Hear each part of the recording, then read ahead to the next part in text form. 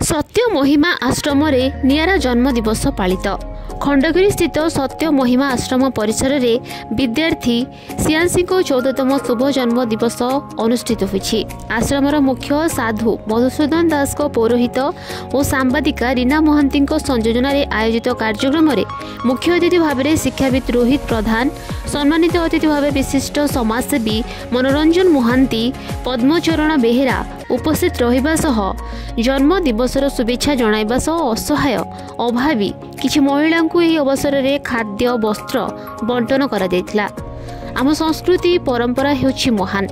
एहाकु बजाय रखिबा पई समस्ते निज निज स्तर में उद्यम करिबा आवश्यक बोली अतिथि माने मत व्यक्त करथिले। एथि सहित असहायक सेवा माधवक सेवा बोली मत व्यक्त करथिले। उक्त कार्यक्रम को महिमा सेवा फाउंडेशन परिचालना निर्देशक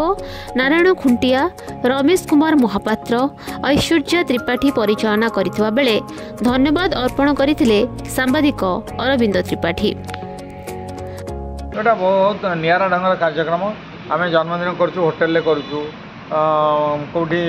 टेंट करी करूँ, बहुत माछ मांस करी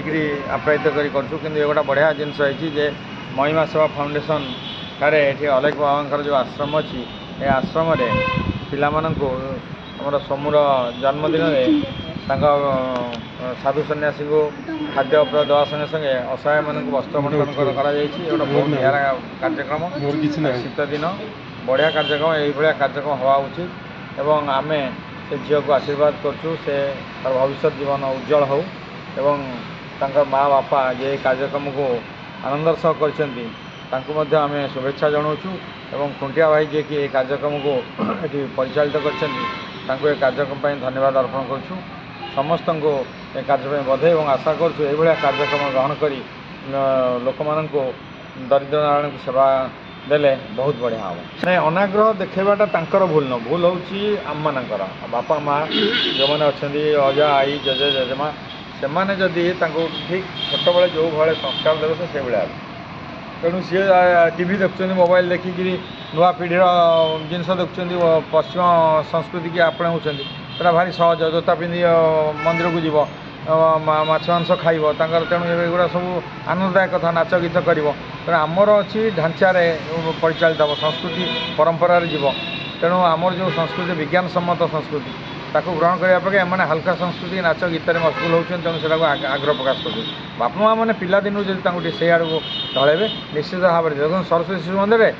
स्कूल को गले नमस्कार करो फेरले नमस्कार करो घरे बापा को नमस्कार करके आसो तेणु ये संस्कृति हम आम हाल है ना वयस्क मानू ना धरी डाकिया पश्चिम संस्कृति अच्छे ना धरी डाकिया आम ना धरी डाकिले छेप पकई जीव छेलिया पड़ो तेणु आम से संस्कृति को अपने बापा माँ आमर जो मैंने वयस्क अच्छा ज्येष्ठ अच्छा से शिखबार उचित। Bhubaneswar Niharika report Utkal bulletin.